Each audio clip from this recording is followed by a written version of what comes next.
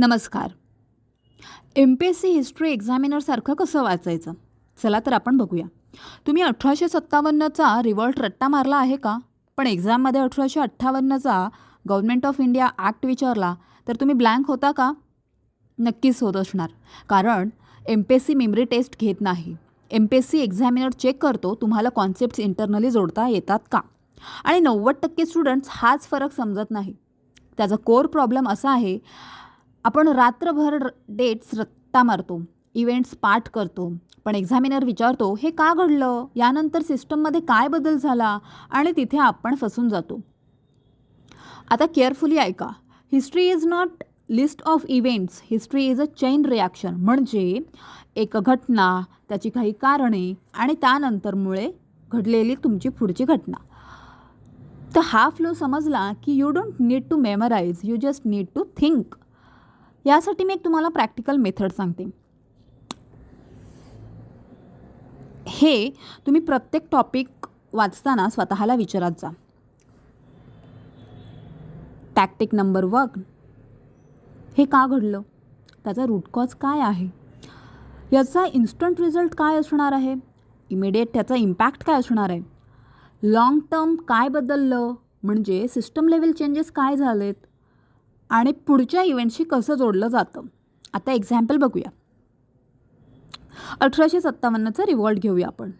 आता का घडलं, तर doctrine of lapse, taxation, Enfield rifles controversies, British पॉलिसीजने लाईन क्रॉस केली.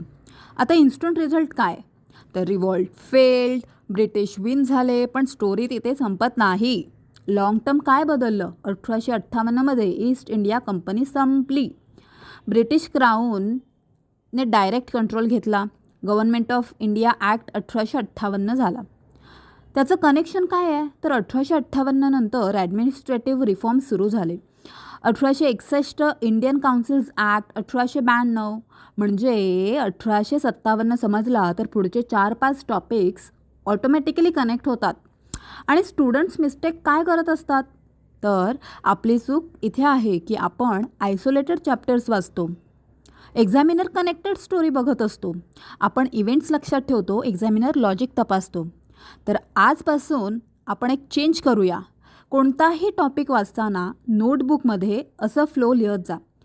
कॉज, त्याचं इव्हेंट, त्याचं इमिडिएट इम्पॅक्ट, त्याचं लॉंग टर्म चेंज, त्याचं नेक्स्ट इव्हेंट.